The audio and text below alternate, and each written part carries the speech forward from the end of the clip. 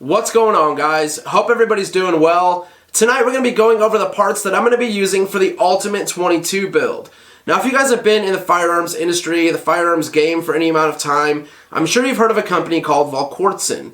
Now, I've personally never had any Volquartsen products. I do have a custom Ruger 1022, and if you guys have watched the channel for any amount of time, I'm sure you have seen this rifle. This is an amazing rifle. I built this rifle for the kids to learn how to shoot on, and it has served a great purpose. But here recently, I've gotten more into target shooting with 22s, and this rifle performs great, has a great Leupold VX2 optic on it. This really is the whole package. I really have been interested in Volquartsen rifles for a long time now, so I reached out to Scott over at Volquartsen, and we thought it was a good idea to put a build video together for you guys.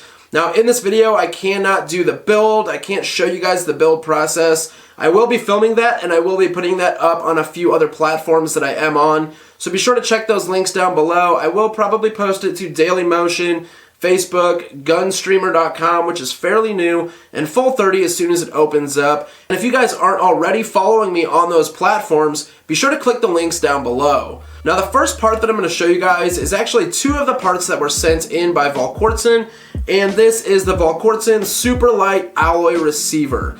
Now, the receiver does come in stainless, matte black, or black like I have here. It do come from the factory with a Picatinny rail. You can change that if you want to down the road. It does have 4 screws right up here on top. I'm going to leave it. I think I am going to run, I'm not sure what type of rings yet, and I'm not sure what type of optic, but we are going to run some sort of quality glass on this build. You cannot throw together a Volquartsen rifle and put cheap glass on it. That's just not how it works. Up front, we're running the THM barrel from Volquartsen, and if you guys can't tell, this is a carbon fiber wrapped barrel. It is extremely lightweight, coming in at 1.8 pounds.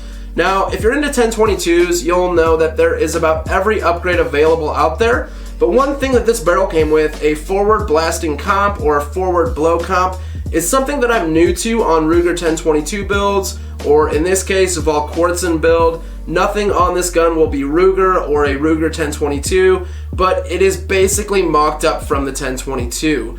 Now, with this barrel, it was a little bit tighter of a fit than normal.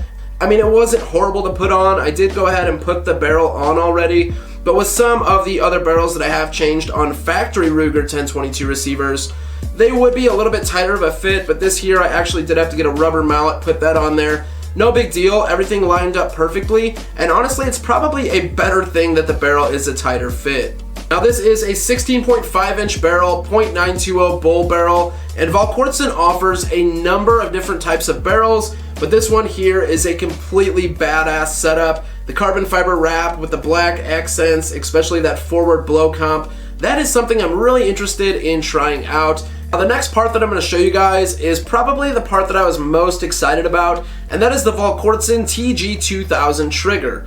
Now, if you guys are into custom 1022s or custom Rimfire, anything for that matter, I'm sure you've heard about the TG2000 triggers. If you watch guys like 22 Plinkster or Cameron over at Swang and Bang, you'll see them upgrade a trigger and they'll be like, you know, it's nice, but it's not a Volquartsen. And that is for good reason. Now let's pop this thing out of the box and take a closer look. Now, the TG2000 is made of billet aluminum, has a 2-pound trigger pull, and it also has adjustments for pre-travel and over-travel. This also comes with Volquartsen's auto bolt release and extended magazine release. These trigger packs are also offered in a number of colors. We have black here, but they are offered in like a stainless color, gold, red, green, blue, just about any color that you can imagine, you can get this trigger pack in. Now, one thing that I really like about this trigger, and of course, yes, the trigger pull itself, that 2-pound pull, I mean, I cannot wait to get this thing together and get it out to the range this weekend. But on your newer production Ruger 1022s, and this goes for most firearms out there, they have really gone downhill. I mean, they're still a good gun, and honestly, guys, a Ruger 1022 is a budget 22. There's no getting around that. It's not a CZ452 or a CZ455, which, you know, they're in two totally different classes in my opinion, but it is still a budget 22. And on your newer 1022s, you're gonna have a polymer or plastic trigger guard, polymer or plastic barrel band, just little shortcuts like that. So it is amazing to see this level of quality parts for a 22 build. Now, this trigger is really expensive, and much like any other gun parts on the market these days, they're expensive. If you go buy a Geisley trigger, you're gonna spend $200 to $250 if you don't catch one on sale, and this trigger pack is no exception from that. You're gonna pay right between $250, $300 for this trigger, and some guys are probably dropping their jaw to the floor right now because yes, you can buy a complete Ruger 1022 just about for the price of this trigger pack. Now, if you're gonna get into competition shooting or you wanna get more into the marksmanship side of 22s, this is it, guys. This is top notch, top tier. You're not gonna find any better than this. Now that we're done drooling over the TG2000 trigger for now, let's go ahead and check out what's next. Now, the next part on this build is gonna be the Volquartsen CNC machined bolt.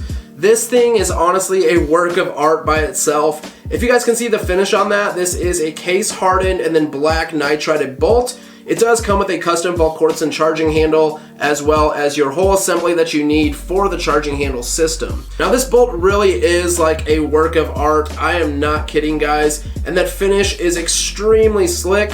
I did drop this down into the receiver just to see, how it would slide, and it is buttery smooth. It is like glass. It's ridiculous. Now, with this bolt, they do have a titanium firing pin, and it is a rounded firing pin, very uncommon from your normal 1022 bolts. And I guess the roundedness of this firing pin helps reduce any wobble that happens like a normal 1022 firing pin. So that is just something I thought was pretty cool.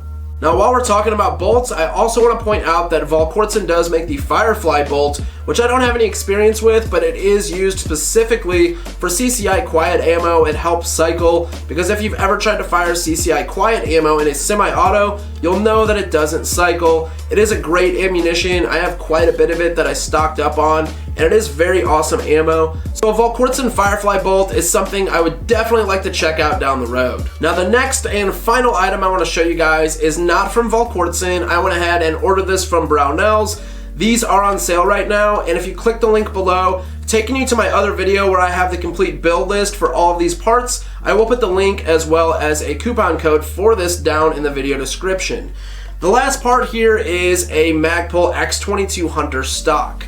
These stocks look amazing, they feel amazing, and what's really cool about these stocks, they have a little insert right up here in the front. And when I first got this, I was like, oh crap, did I order the wrong stock? They have a little insert here that flips, one way or the other. Right now I have it set up for a .920 or bull barrel, but you could also flip it to the other side and you can run a normal thickness Ruger 1022 barrel. So this stock here is very, very lightweight. I'm not sure if it's the lightest on the market. The Hogue stock is a very light stock as well.